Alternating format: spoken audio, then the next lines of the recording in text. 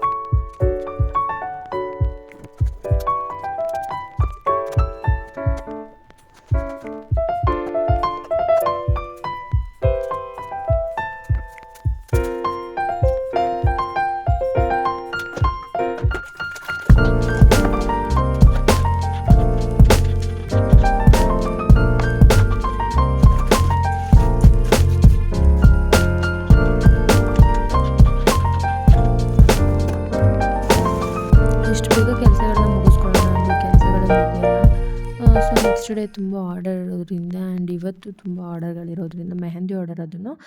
So ಹಾಗಾಗಿ ಎಲ್ಲ ಕೆಲಸಗಳು ಮುಗಿಸೋಗ್ಬಿಟ್ರೆ ನನಗೂ ಈಸಿ ಆಗುತ್ತೆ ಅಂದ್ಬಿಟ್ಟು ಕೆಲಸಗಳೆಲ್ಲ ಮುಗಿಸ್ಕೊಂಡೇ ಹೋದೆ.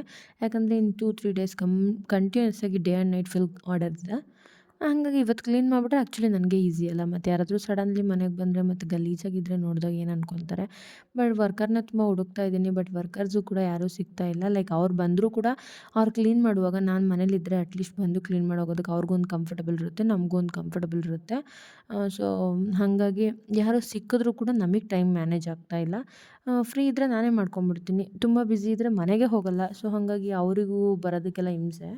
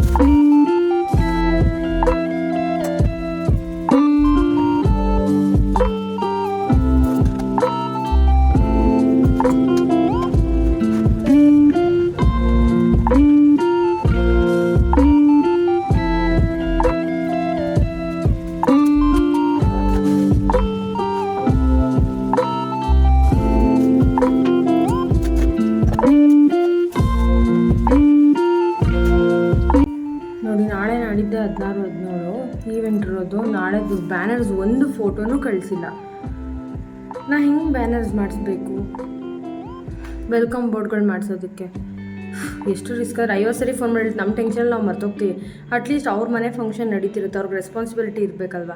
ಕಳಿಸಿದ್ರೆ ಅಟ್ಲೀಸ್ಟ್ ನಾವು ಮಾಡಿಸ್ಬೋದು. 50 ಸರಿ ಕೇಳ್ತಾನೆ ಇರಬೇಕು. ನಮ್ಮ ಟೆನ್ಷನಲ್ಲಿದ್ರೆ ನಾವು ಮರ್ತೋದ್ವಿ ಅಂದರೆ ನಾವು ನಿಮ್ಗೆ ಹೇಳಿರ್ಲಿಲ್ವಾ ಮಾಡಿಸ್ಬೇಕಿತ್ತು ಹಂಗೆ ಹಿಂಗೆ ಅಂತ ಕೂಗಾಡ್ತಾರೆ.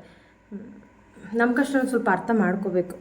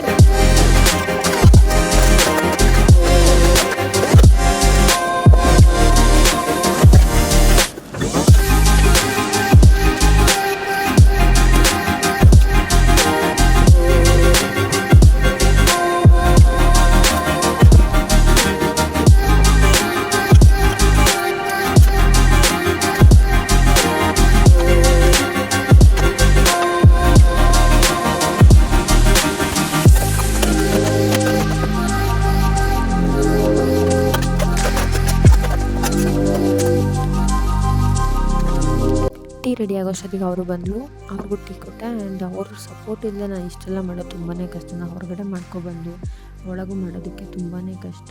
ಆದಷ್ಟು ನನಗೆ ಹೆಲ್ಪ್ ಮಾಡ್ತಾರೆ. ನಾನು ಏನೇ ಮಾಡೋದು ಅವ್ರ ಜೊತೆ ಕೈ ಜೋಡಿಸ್ತಾರೆ. ಕೆಲಸ ಮಾಡೋದಕ್ಕಾಗಿರ್ಬೋದು, ಇನ್ನೊಂದಕ್ಕಾಗಿರ್ಬೋದು ತುಂಬ ಸಪೋರ್ಟಿವ್ ಇದ್ದಾರೆ. ಆ್ಯಕ್ಚುಲಿ ಖುಷಿಯಾಗುತ್ತೆ.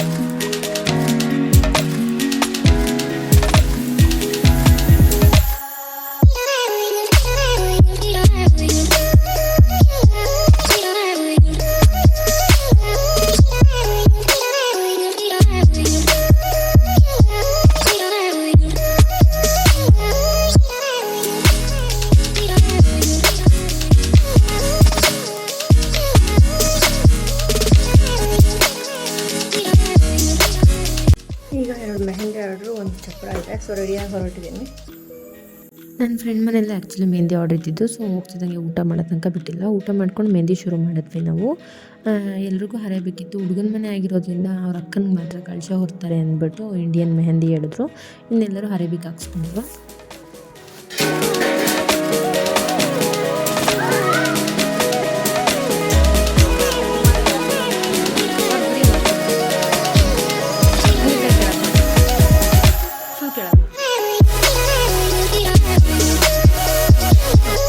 ನನ್ನ ಸ್ಕೂಲ್ ಫ್ರೆಂಡ್ ಇವನು ಪ್ರದೀಪ್ ಅಂತ. ಸೊ ಇವನಿಗೆ ಮದುವೆ ಇರೋದು. ಸೊ ಹಂಗಾಗಿ ಮೆಹಂದಿ ಹಾಕ್ತಾ ಇದ್ದಿದ್ದು. ಆ್ಯಂಡ್ ನೆಕ್ಸ್ಟ್ ಲೊಕೇಶನ್ ಫೈನಲ್ ಇವತ್ತಿಂದು ಬಂದು ನೆಲಗದನಹಳ್ಳಿನಲ್ಲಿದ್ದು. ಚಪ್ರನೂ ನಮಗೆ ಕೊಟ್ಟಿದ್ದರು ಆ್ಯಂಡ್ ಬ್ರೈಡ್ ಮೇಕಪ್ ಮೆಹಂದಿ ಎಲ್ಲ ನಮಗೆ ಕೊಟ್ಟಿದ್ದರು. ಸೊ ಹಾಗಾಗಿ ಬ್ರೈಡ್ ಮತ್ತು ನಾನ್ ಬ್ರೈಡ್ ಮೆಹಂದಿ ಹಾಕೋಣ ಅಂದ್ಬಿಟ್ಟು ಬಂದಿರೋದು. ಇವಾಗ ನಮ್ಮ ಹಸ್ಬೆಂಡ್ ಚಪ್ರ ಹಾಕ್ತಿದ್ದಾರೆ.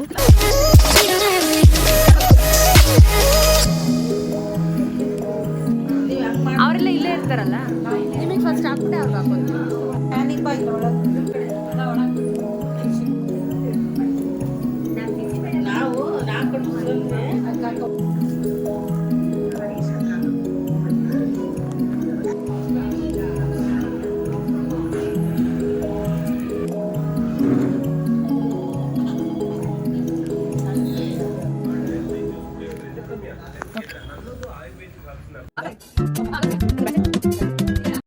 ಆ್ಯಸ್ ಯೂಶ್ವಲ್ ಇವತ್ತು ಮನೆಗೆ ಬರೋಷ್ಟೊತ್ತಿಗೆ 12:30 ಲೈಕ್ ಅಂದರೆ 12 o'clock ಆಗಿತ್ತು. ನಮ್ಮದು 20 minutes ಸ್ಪೀಡ್ ಇದೆ. ಆ್ಯಂಡ್ ಇವತ್ತಿನ ಬ್ಲಾಗ್ನ ಇಲ್ಲಿ ಮುಗಿಸ್ತಾ ಇದ್ದೀನಿ. ನಿಮ್ಗೆ ಈ ವಿಡಿಯೋ ಇಷ್ಟ ಆಗಿದೆ ಶೇರ್, ಲೈಕ್, ಕಾಮೆಂಟ್ ಮಾಡಿ. ಆ್ಯಂಡ್ ಗೊತ್ತಲ್ಲ ಸಬ್ಸ್ಕ್ರೈಬ್ ಮಾಡೋದು ಮರಿಬೇಡಿ.